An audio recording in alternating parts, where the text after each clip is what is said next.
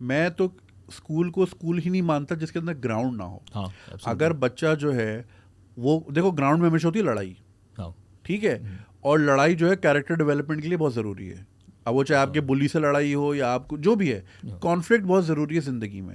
ये जो बच बच के ना नहीं नहीं नहीं, नहीं मैंने ऐसे ज़िंदगी गुजार दी, ऐसा हो ही नहीं सकता ना। तो it's very important for your character building. Ground में लड़ाई होगी, बैटिंग पे लड़ाई होगी, बॉलिंग पे लड़ाई होगी, फील्डिंग पे लड़ाई होगी, वगैरह वगैरह वगैरह। तो जिस स्कूल में ग्राउंड ही नहीं हो, मैं उसको स्कूल ही नहीं मानता। नहीं, और वाकई ना एजुकेशन यही मतलब धूप नहीं पड़ रही भाई। अब जो बिल्डिंगों में खुले हुए हैं बंगलों के अंदर, धूप ही नहीं लग रही बच्चों को, बच्चे भाग ही नहीं पा रहे कहीं। तो जब भागेगा नहीं तो उसका दिमाग कैसे चलेगा यार? ऐसे ही है। और दूसरे ये कि स्कूल्स को पहले स्कूल्स वगैरह स्टार्ट करने की ना कोई फिलॉसफी होती थी, किसी फिलॉसफी के तहत होता है। अब स्कूल्स जो बनते भी हैं वो सिर्फ इस पे बनते हैं कि यार हमारे बच्चे इतने ग्रेड ले आते हैं, हमारे बच्चों का यहाँ एडमिशन हो जाता है, हमारे बच्चों का वहाँ एडमिशन हो जाता है। और यही लिटरली मतलब मुझे नज़र ये आता है थोड़ा सा, मतलब एक फिजिकल जो स्कूल है ना उससे थोड़ा मेरा दिल उठ सा भी गया है इस सारी चीज़ में, which is why I shifted to digital as well. कि यार यही है कि क्या सिर्फ ग्रेड्स तक रह गई है एजुकेशन का ताल्लुक, जो आप ग्राउंड वगैरह की बात कर रहे हो, एजुकेशन होलिस्टिक डेवलपमेंट पे होती है। ग्राउंड में बच्चा खेल रहा है, 10 लोगों के साथ उठता बैठता है, मतलब स्कूल का पूरा पॉइंट क्या है करने को? तो एक्चुअली एजुकेशन की आप बात करें, सब चीज़ें ऑनलाइन मिल जाती हैं। स्कूल का पर्टिकुलरली पॉइंट रह क्या गया है? स्कूल का पॉइंट यही है कि बच्चों का आपस में कोलैबोरेशन हो, आपस में इंटरेक्शन हो। सिर्फ लड़ाई झगड़ा नहीं हो, लड़ाई झगड़े में तो खैर पाकिस्तानी सारे चैंपियन ही हैं, लड़ाइयाँ ही करते रह जाते हैं। लेकिन वही है कि लड़ाई को रिजॉल्व भी जो किया जाता है उसमें एजुकेशन होती है।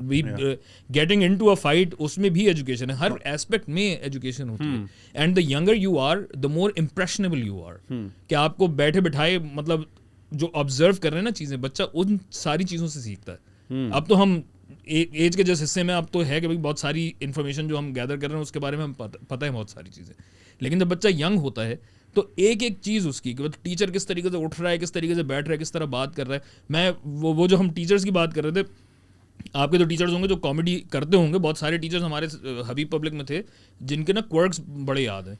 एक साहब थे फरीद खान साहब, यार आदमी बड़े ज़बरदस्त थे, लेकिन उनका चक्कर ये था बहुत गुस्से वाले थे और पठान आदमी थे। उनका ये मोटा हाथ होता था और ना वो, अच्छा हबीब पब्लिक में ये होता था कि टीचर से हम बहुत पिटें, एक दफ़ा भी लेकिन ऐसी चीज़ नहीं हुई कि यार ये टीचर हमारे बारे में परवाह नहीं करता, ये हमारे बारे में केयर नहीं करता, या ये कि ये टीचर अपनी खुन्नस निकाल रहा है हमारे ऊपर, इस तरीके से नहीं होता था। लेकिन फरीद खान साहब का ये था कि वो चलते फिरते ना बच्चे के सर पे ना ऐसे ही मार दिया करते थे। बेटा जर्मनी और फ्रांस में इसी पेट के लिए लड़ाई हुई पट जो आगे बैठा वो पिटरेबल हो जाए। और वो होता था उनके ना बड़े, मतलब यही है, क्वर्क्स याद रह जाते हैं आपको कि वो कहते थे बेटा stand in the rear fest toward the wall hand about the head. ये भी होता था, मुंह भी उनका चलता था। वो साउंड और वो विजुअल देर से ऑडियो वीडियो मैच नहीं हो रही। नहीं मैच होता था लेकिन आगे चलता था, वो म्यूट कर देते थे, खुद ही म्यूट कर देते थे। 3 चमाट मारते थे, एक आपके कूले पे पड़ता था, एक आपकी कमर पे और एक पड़ता था यहाँ गुद्दी पे, नहीं यहाँ पे पड़ता था। और मैं बहुत पिटा हूँ यार उनसे, मैं बहुत पिटा हूँ क्योंकि अच्छा मुझे ना ये चुल भी होती थी कि उन्होंने कहा कि अच्छा बेटा कायदे आज़म की लाइफ हिस्ट्री कोई आके बता दे। तो मुझे वो सर मुझे याद है, मैं चैंपियन बन के गया, वो 2 जुमले में भूल गया। कायदे आज़म वॉज बोर्न ऑन 25 दिसंबर 1876 था, क्या था 1876।